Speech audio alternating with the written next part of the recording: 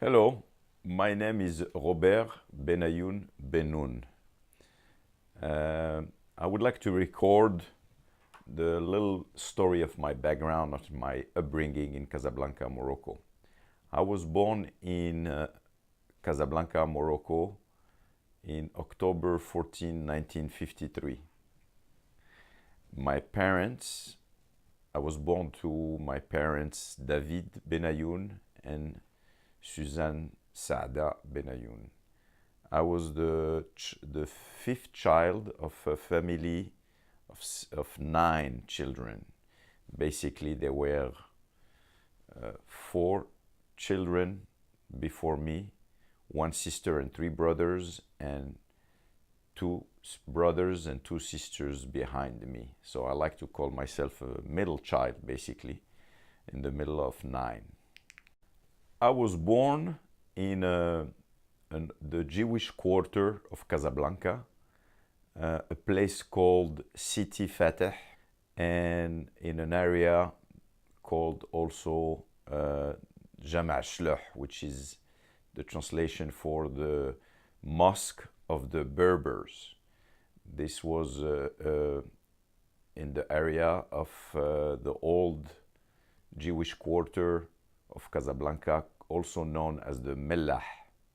I don't have any memories of the place I was born, but I went many years later to visit with my older brother, Armand, who had some vague memories of the neighborhood where we were born, or the little street.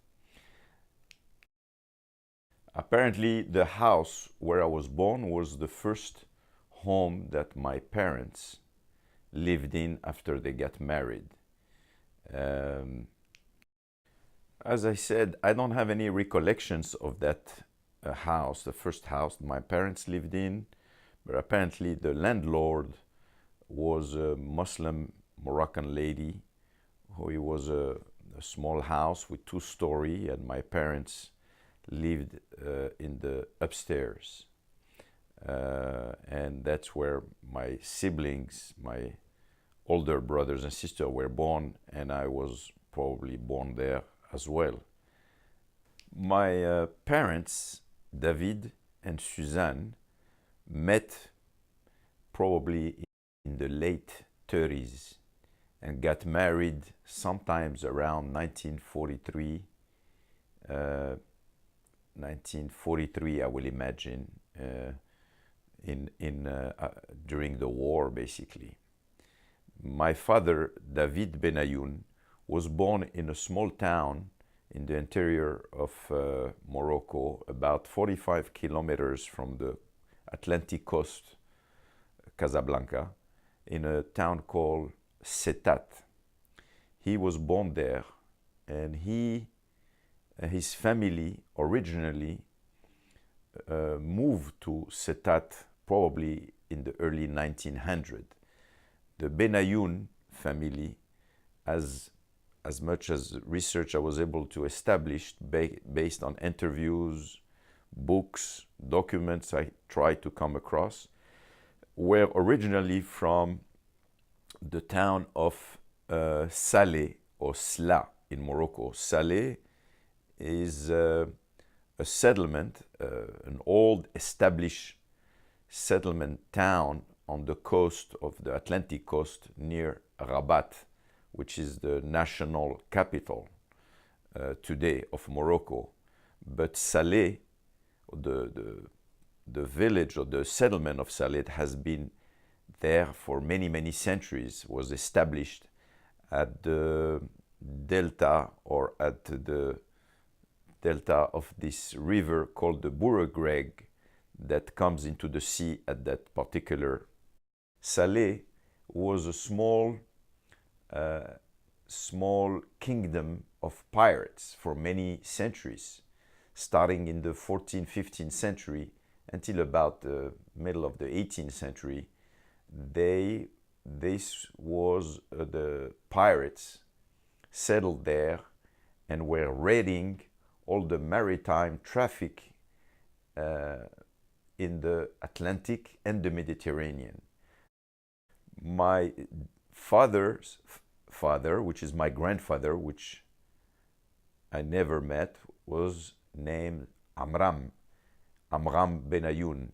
He was married to my grandmother, Miriam, or what I used to call her Mama Miriam Luski. His father, the father of Amram Benayoun, was named Ishaq Benayoun, and was married to Istir. Istir, last name, maiden name, Aflalo. Now, my father's grandfather, which is this Ishaq Benayoun, I was able to come across some information about him by pure coincidence on a book written about Jews of Morocco. His name was Ishaq Benayoun and lived in the Mellah, the Jewish quarter of Saleh, Sla, and apparently was a currency trader. And he was known in the town. In this article I read about the town of Saleh, apparently the Mellah had 7 or 8 small streets crisscrossing it, and each street carried the name of a respectable or known person in the community. One of those streets carries the name of my great-grandfather, Ishaq Benayoun. Now, the interesting question is, in the late 1800s, what is a currency trader doing? But the only thing I could come up with by discussing with my older brother, Sam, probably the tradition or the fact that there was a long tradition of piracy based in Saleh, and a lot of cargo and hostages and were taken from different boats crisscrossing the Mediterranean, the Atlantic, that some of these currencies must have been brought back to and then the Jews probably developed a business in trying to exchange those currency. Might it be Spanish, French, British, whatever. So that might explain why there was such a profession among the Jews to probably trade in currency, as the Jews were limited to certain type of professions.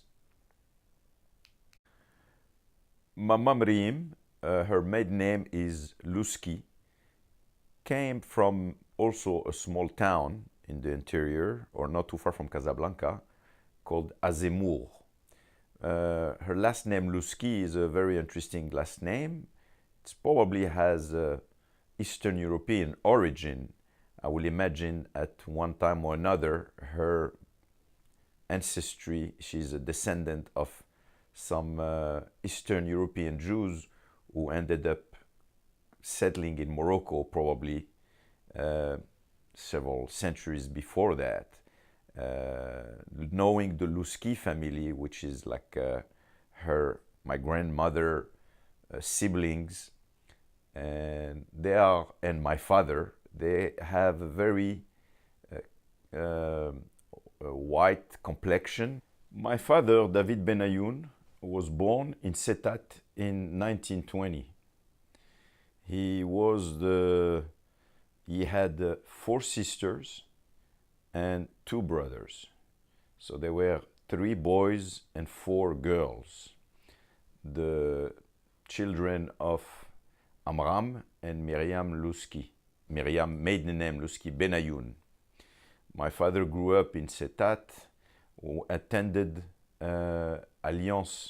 Jewish Alliance Universelle School, and at the same time also Hebrew Yeshiva, Hebrew religious school, that he studied Hebrew. And so my father moved to Casablanca and starts living at his uncle and working at the store to pay for his lodging or to some kind of arrangement between the 2 families. And that's how my father landed in Casablanca and started as a teenager working and living at his uncle. At the age of probably 16 or 17, my father, David, was able to get a job in Casablanca at La Minoterie Algérienne. Minoterie Algérienne, it was a big outfit in Casablanca owned by two partners, Jewish partners that were Algerian Jews who established themselves in Casablanca and owned this big grain mill. A mill which was an outfit that actually bought grain. One of the most basic food staples in Morocco at the time for the general population was bread. And bread is made out of wheat. And wheat was grown partially in Morocco, but mostly imported into the country from probably France, who was in control of Morocco. Morocco became a French protectorate in 1912. So this outfit, La Minoterie Algérienne, was importing and buying wheat all over Morocco and mostly coming into a large ship into the port of Casablanca. The wheat was stored, distributed, and processed into flour and sold throughout the country. So this was a big business, and my father started working. He probably started as a basic clerk and spent all his life basically working for this outfit, and was able to climb and advance into his career until basically the last day of his life, where he passed at the age of 60 while still at the job. But by then he was a big expert into the differentiating the different quality of grain and wheat that was brought in to Morocco. While as a young man in Casablanca, the two Davids, David Benayoun, my father, and David the Bold, became very close, and I was able to recover later on several pictures showing their early years in Casablanca, dating, going out and living. It was also most intense years, because we are talking about the late 30s, where the World War II was being fought in Europe, and the French in Morocco, which was basically the Vichy-controlled France, were ruling Morocco, and there were food rations. There were probably strong limitations imposed on the Jewish population of Casablanca or in Morocco in general. My mother, Suzanne, was born in March 1923 in Casablanca.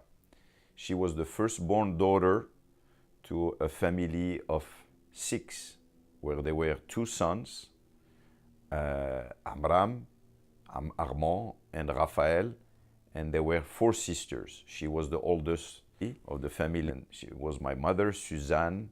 There was Simi, Rachel, and Perla. 4 daughters and 2 boys. They were my mother parents, Saud, Suissa, and my grandmother, Mama Hnina, Meme Hnina. Apparently, my grandmother, Meme Hnina, maiden name Aseraf.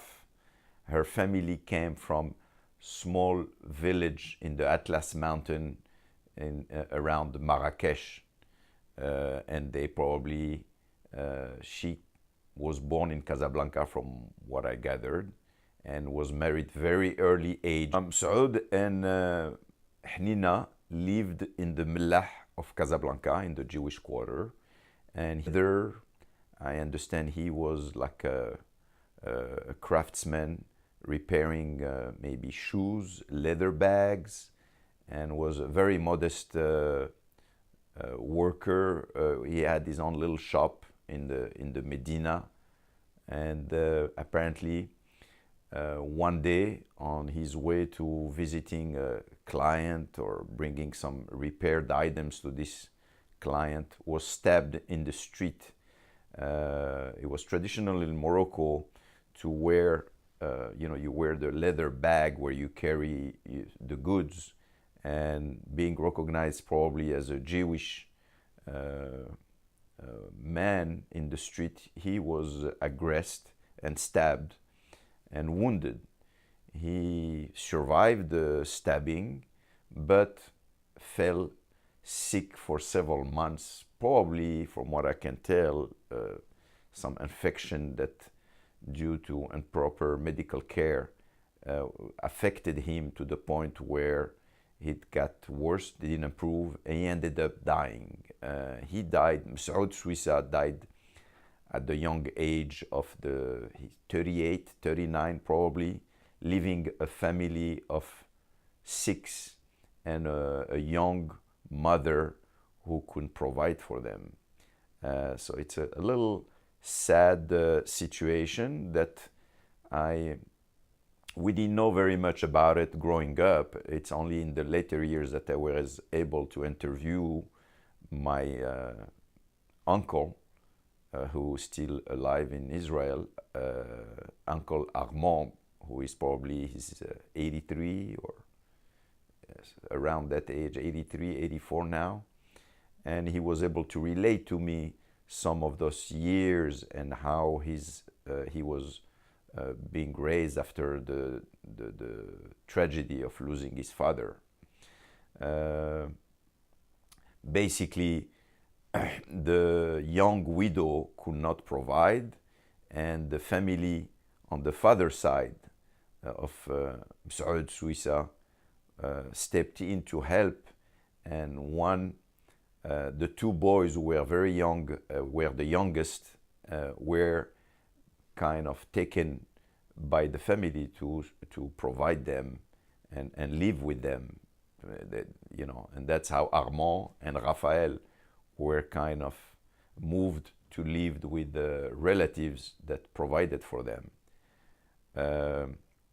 The girls, including my mother, stayed with their mother, who had to work and provide. And the way I understand is she was very good with the sewing machine. So she started taking her portable sewing machine and going to the market square, and try to find clients to sew and make dresses and other type of work like that. So Mama Hnina, which is my grandmother on my mother's side, was an amazing person, very generous, unique, incredible, warm individual who ended up meeting many years later when I moved to Israel. Mama Hnina was able to struggle, but providing for the 4 girls at home, which was not an easy task in those years, we're talking about the late 1930s in Casablanca, Morocco. What I know from her, also on the name of my mother, Suzanne, also Saada Isa. Apparently, my grandmother, Mama Hnina, was not able to conceive, or was able to conceive but was losing her babies. And after several losses, she didn't know who to turn to for some help. And there is this story that she will go and pray to the different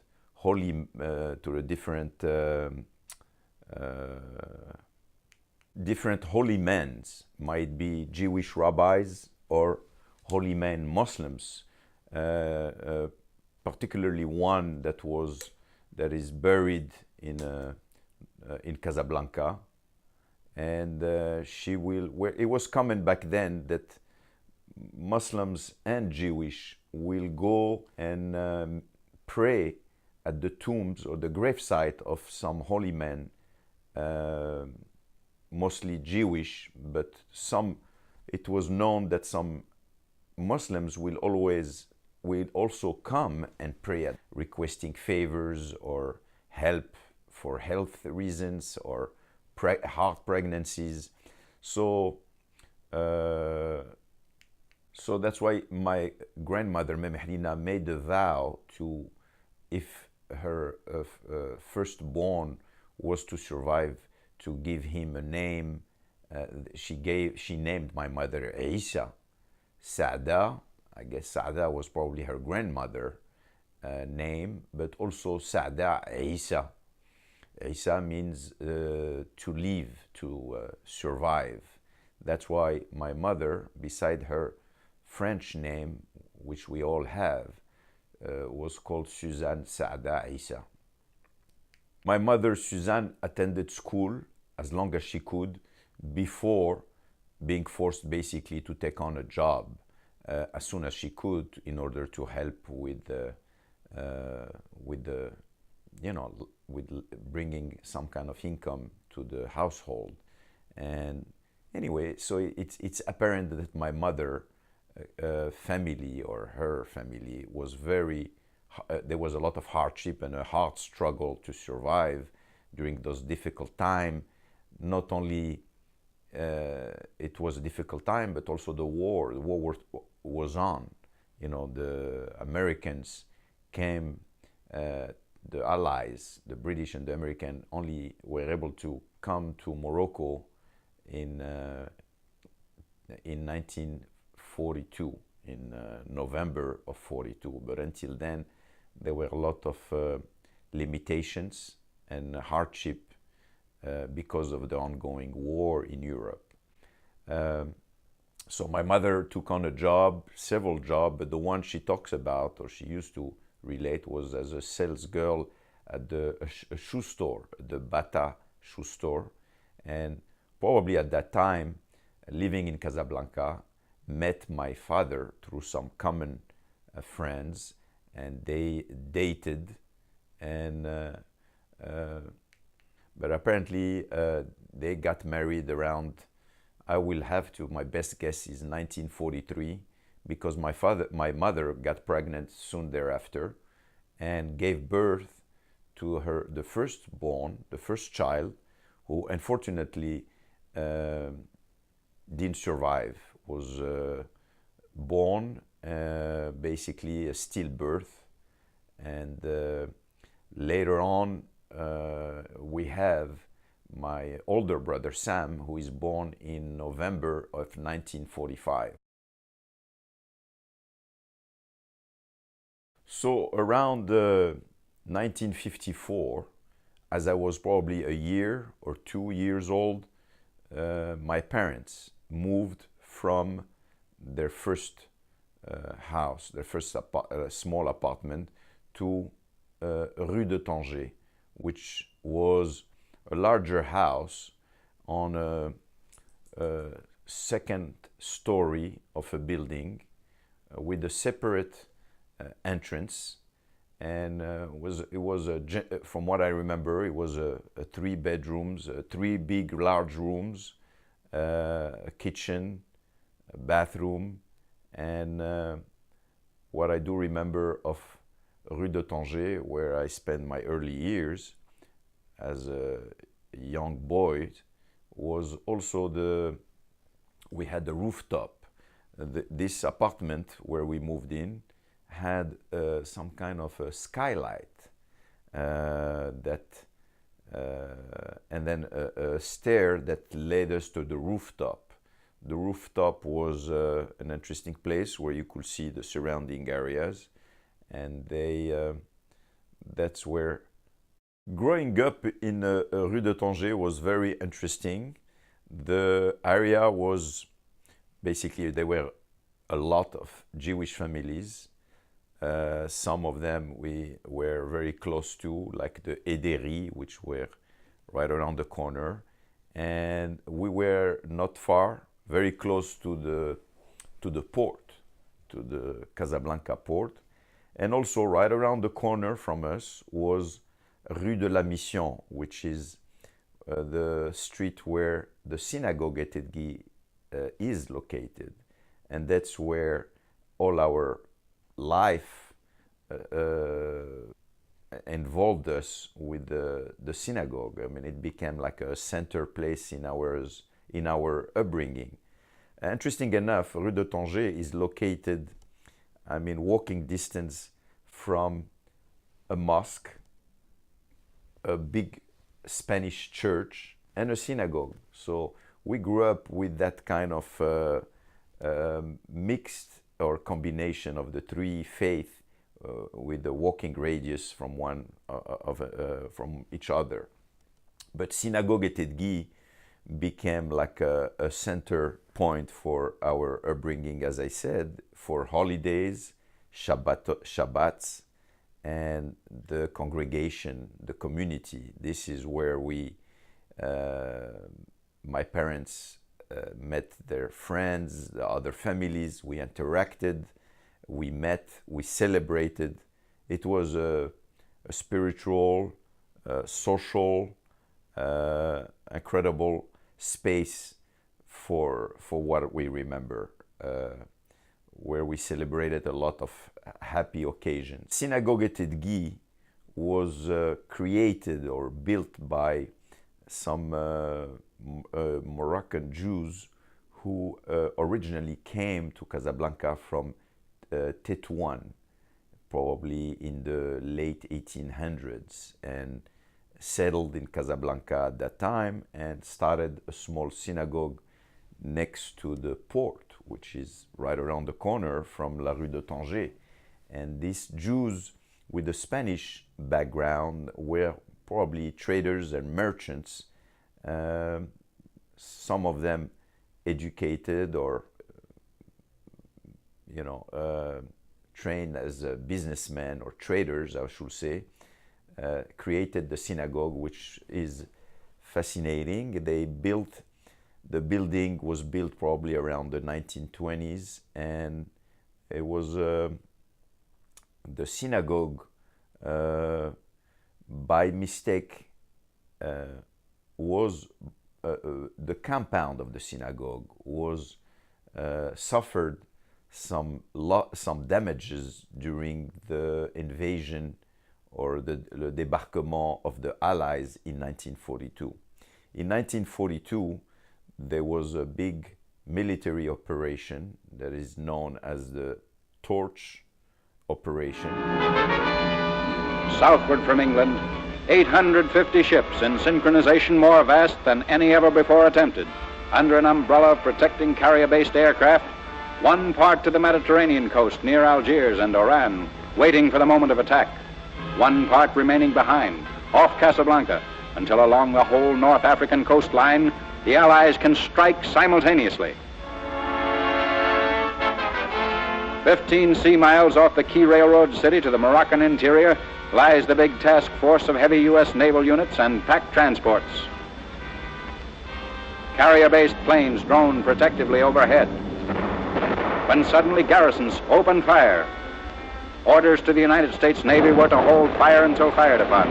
But now heavy gun turrets swing slowly toward Casablanca harbor and let loose a roaring answer to Vichy. The attack has begun.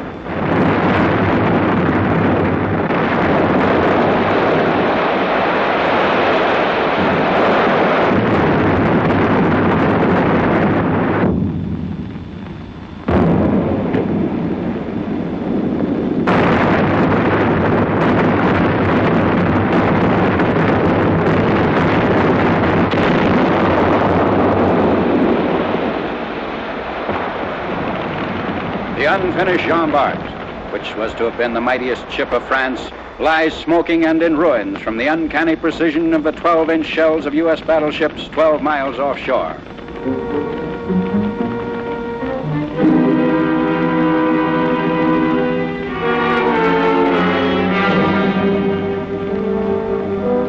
Under orders from Vichy to resist, the French forces at Casablanca fought bravely, but without heart, against their former allies.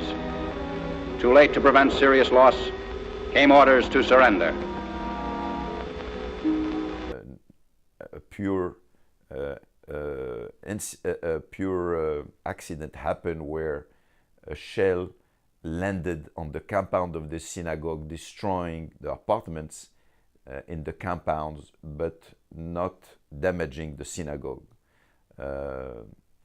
And so when we grew up and attended the synagogue, the building was not touched, but next door to the synagogue there was this big area where the apartments and the housing used to stand was in ruins and demolished from the shell that fell on it.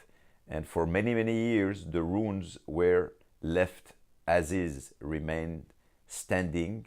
You could see all the stairs leading nowhere, walls of the old rooms. And for us kids growing up, it was heaven, basically, running around the ruins that got taken over by vegetation and wild cats. It was a perfect, ideal playground for the kids of the congregation, gathering there and playing and chasing each other and exploring the different corners while the adults were praying. This is, of course, when we could get away from the supervision of the adults. You know, the services were always very long, and during the Sefer Torah break, we will escape and then gather at the garden, le jardin, and just I have some fond memories of those times. While living at La Rue de Tanger, I used to attend school, which is primary school, elementary school, I'm sorry. I used to attend a school which was also the Alliance Israélite Universelle, a small school called Albert Sansol, where I attended school. It was Jewish. The school was separated into two separate buildings, one for the girls and one for the boys. It was Jewish mostly. It was staffed by teachers that some of them were French. The principal of the school was a French man. Several of the teachers, our teachers were French, and also some were Jewish. I do remember the principal, Monsieur Olivero. I do have some fond memories of that school. We will attend the school and have lunch. But my father insisted that after school was over, that we will continue our Jewish education, which was unusual at the time, because he wanted us to, from school, we will walk to this synagogue where an old rabbi, when I say old, he had like the big traditional beard, he was dressed with the jelaba, Rabbi Eliyahu. There were these two brothers who started the synagogue not far in the Jewish Melach of Drbe l'Église or La Rue des Anglais. And in the synagogue, my father insisted that we will continue our Jewish education. I guess the same way he was brought up, by the two parallel lives of attending a French Alliance Israélite school and then complementing that with the continual education in Hebrew the old way.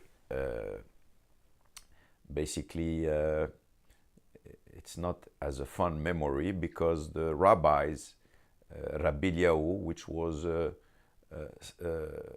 young rabbi that came from the Atlas Mountain when his family to settle in Casablanca and started this school, and on the side, as a side business, created this after school classes to teach young boys and girls, basically half babysitting, half Hebrew school teachings, where we were taught prayers, daily prayers, parasha, readings of the Torah, singing, and while our friends went home to have a snack or to play, we were forced, my siblings and I, or at the time it was me and my brother Simon, to go there and sit and being taught how to sing, how to read the prayers, the daily prayers, Jewish prayers. And the rabbi was also notorious in his, pedagogic way of teaching us. Whenever we made a mistake, we were punished physically with his, he had some kind of a leather strip handy to beat us with, basically, when we were not properly singing the right tunes or making mistakes in our reading. So it was the old-fashioned way that probably my father had this vision that he wanted that the same way he was brought up. At the time, we complied. We were children. We didn't have a choice, but it became a conflicting relationship with imposing and forcing religion.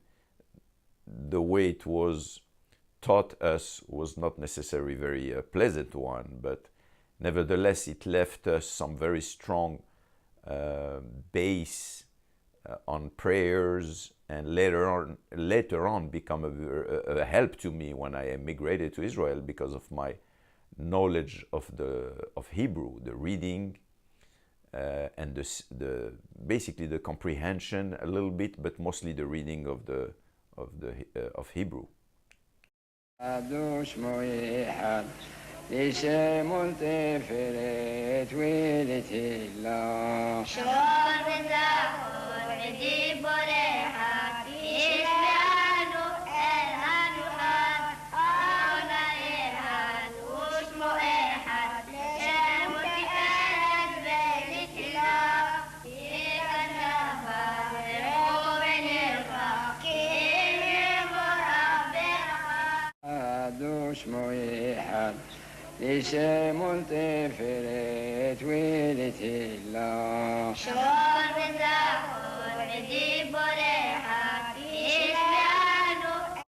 And during the week, we will walk, my brother and I, Simon, we will walk from the school and to the La Rue Fayol, to the synagogue, and then start our after-school classes or teachings, or not classes, reciting, I should say, prayers for a couple hours until my father, after work, will drive his car, the Simca Aron, the black Simca Aron, the first car that I remember him owning, and come to attend the evening services, Arvit. He will come to the synagogue, attend the service, and at the same and pick us up from there to bring us back home, after the service. My grandmother, Mama Hnina, immigrated to Israel around the mid-1950s, I would say 1954, 1955. This was a trend at the time where most of the Jews were living in masses in Morocco in order to immigrate, mostly to Israel, France, Canada. Israel, the state of Israel, was created around 1948.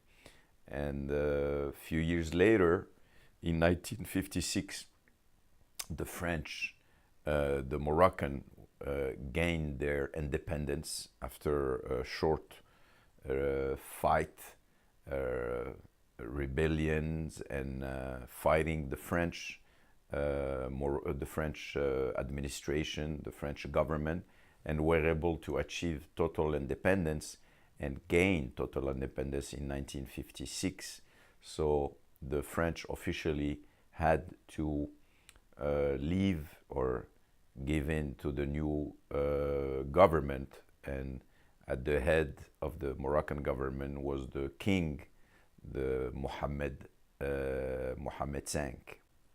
It seems like all these changes, the creation of the State of Israel and subsequently the independence of Morocco, created an uneasy atmosphere of comfort with the Jewish community, where the Jewish community started feeling that there was a little more animosity than before, where the creation of Israel and the alliances of the Arabs with the politics of the Middle Eastern Arab countries created some comfort level where it came that it was time to leave the country. It was very difficult because the Jews have been established in Morocco for centuries. The history goes back quite a way about the Jews settling in Morocco for the last 2,000 years. And there was a lot more Jews that came after the Spanish Inquisition in 1500, and there was a big another large group of Jews escaping persecution in Spain that came to settle in Morocco in different towns, from Fez, Meknes, the traditional town, as Casablanca is, relatively speaking, a young city.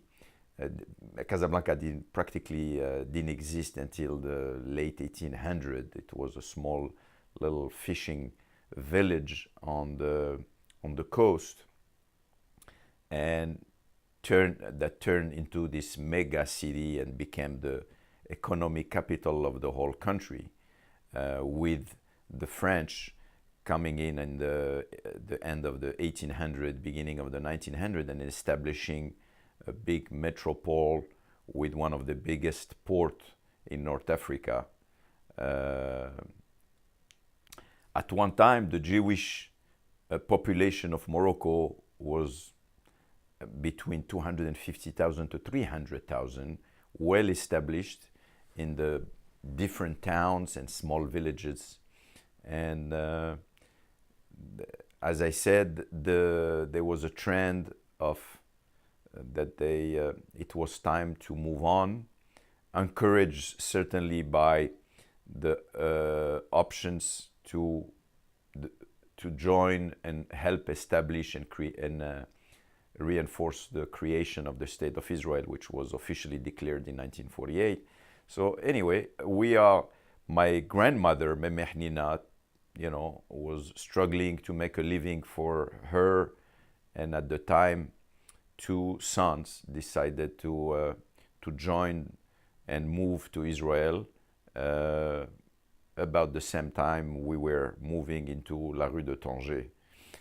She related to me that that's the time I was probably a year old, so I will imagine it was 54, 55, when they moved, Mama Hnina moved to Israel with her 2 sons, Armand and Raphael.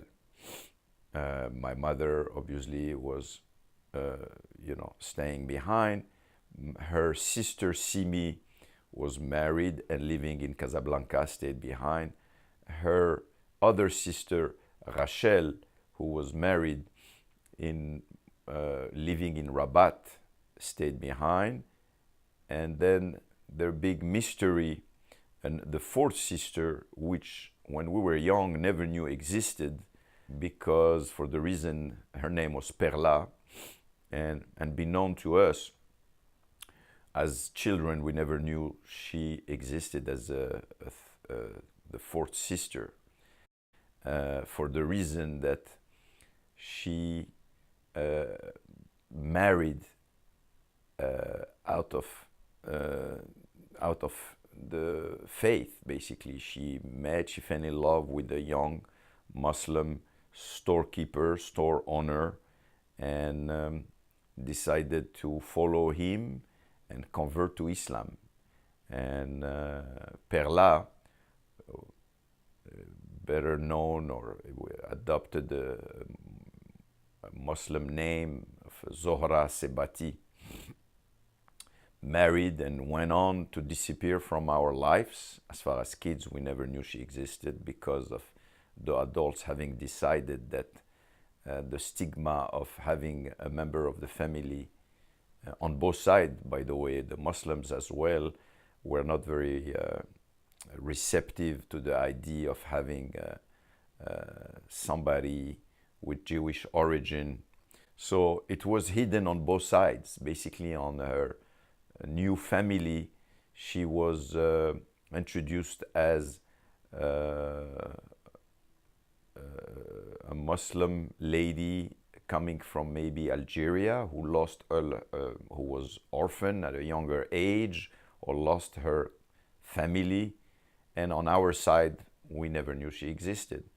This lasted for several years until after the passing of my father in 1980, where for the first time at the Shiva, at the mourning period of my father, 1980, I got to meet her for the first time, and later had, personal contacts with her kids, which are my cousins, basically, who were brought up Muslim, not knowing anything about their Jewish roots or a Jewish mother. They were very nice people. Perla and her husband were bourgeois Moroccan family who were well-to-do in Casablanca, well-connected, and we ended up having very good visits with them in later years. They visited Austin, Texas, were invited in my home for Shabbat dinners. Back to the synagogue at Edgi, who played such an important role in our life while growing up. There were several families we got very close to, like the Zekri, which was a tailor, Habitant, El Malé, the family El Malé, and of course le personnage or the personality most important into the day-to-day management of the synagogue was this man called Monsieur Isaac Carciente, who was the descendant of these Spanish Jews from Tetuan, La Famille Etedgui. He was himself a Carciente by his last name, who was never married, was an interesting, fascinating gentleman who was the one in charge of the synagogue, who became very close to my parents, to my father and to my mother, and played a big role in our childhood. He was in charge of the synagogue, making sure the day-to-day activities at the synagogue, making sure that there was, services on time and all the logistics of the synagogue.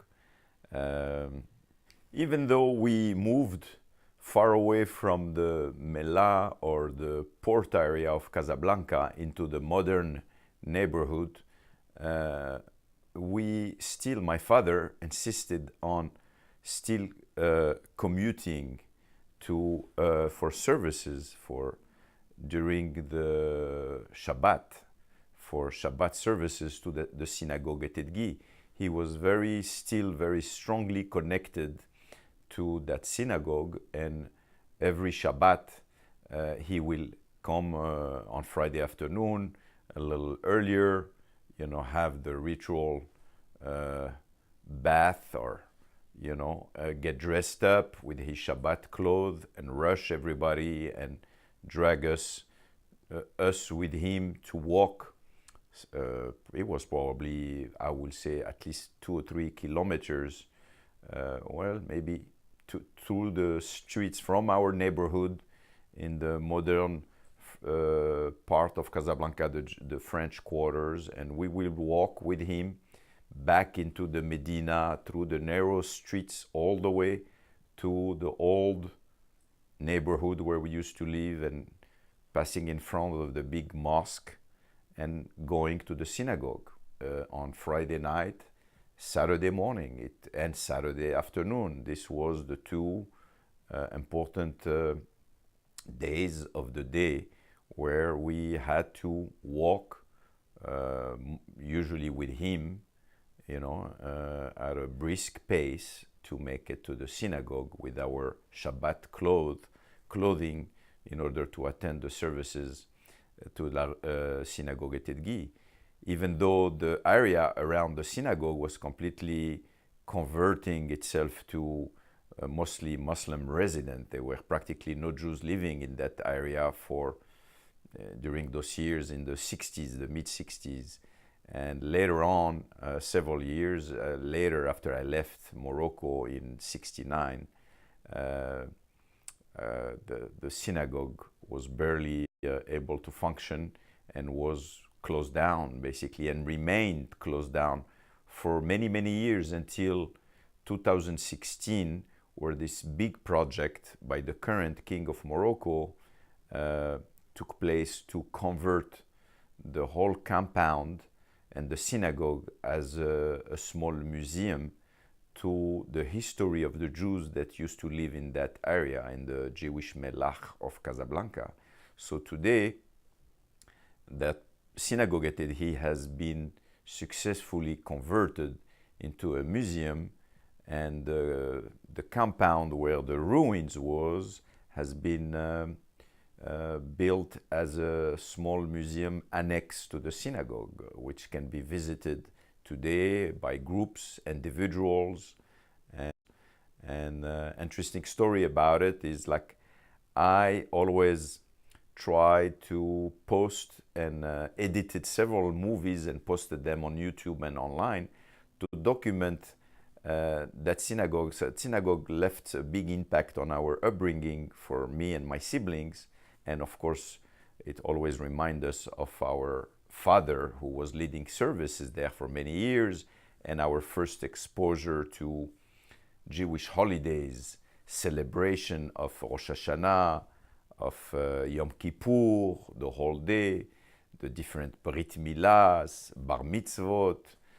So it had a tremendous impact on our upbringing, I should say, in many, many ways, And as I grew interested and fascinated with our Jewish background of Morocco, I always researched more and more information, and I was able to put together several short movies online to try to document specifically that synagogue.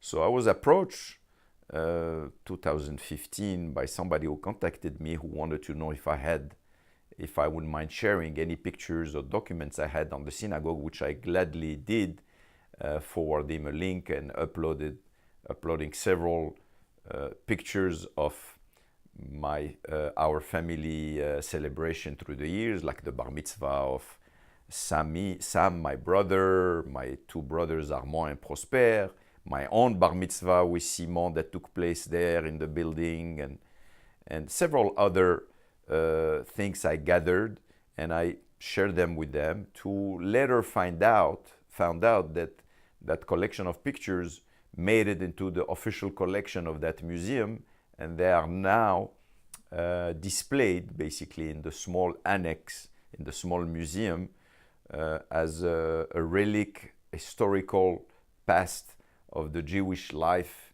in the neighborhood surrounding the synagogue. So it's very interesting.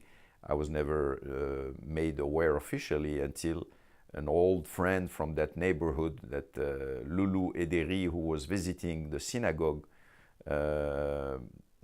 sent us pictures of those frames hanging, showing. He was as shocked as anybody else to recognize the Benayoun siblings in the pictures. So now I have not yet personally went back to be there on site to see the new museum, but I will.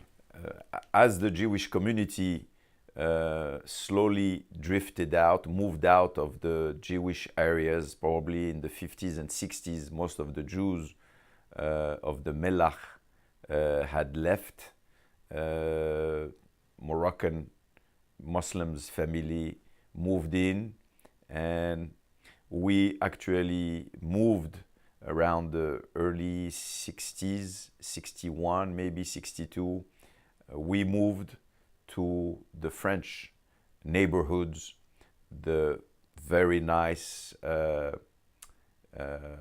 well-built, modern area of Casablanca, which is basically the upper French quarters. And my father found a very nice, big apartment, 22 Rue Berthelot. That was the first floor of a 3-story building, and it was a serious upgrade into our lifestyle, into a new environment where we enjoyed very much living into this new place. Surrounded by a different type of families that were a little more upscale, a little more educated, like the neighbors in our building, the Ganancia, Amzalag, Sultan, Ben Soussan. La Rue Berthelot was located in the center of the French modern neighborhood.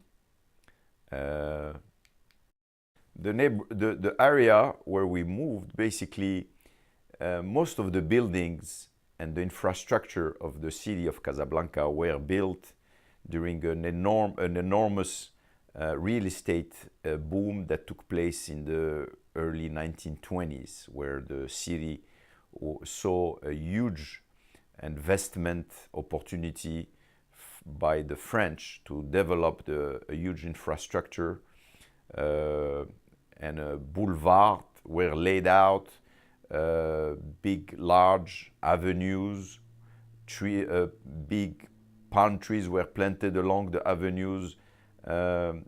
Casablanca saw a tremendous growth in those years, and a lot of French architects built some amazing buildings at the style of the time, which was basically Art Deco. So you have some beautiful buildings being raised in the 20s, 30s, and creating a typical look of a typical city in the south of France, or in France in general, with big Art Deco buildings being raised, movie theaters, big traditional theaters. La Rue Berthelot was one of those streets that gave, leading to the Boulevard Lagarde, this huge avenue with his arches, big, large palm trees planted along it. And that's where we moved into the early 60s. Our neighbors across on our floor, the Amzalag family, where we are still in touch with them. Second floor, the Ganancia, Daon.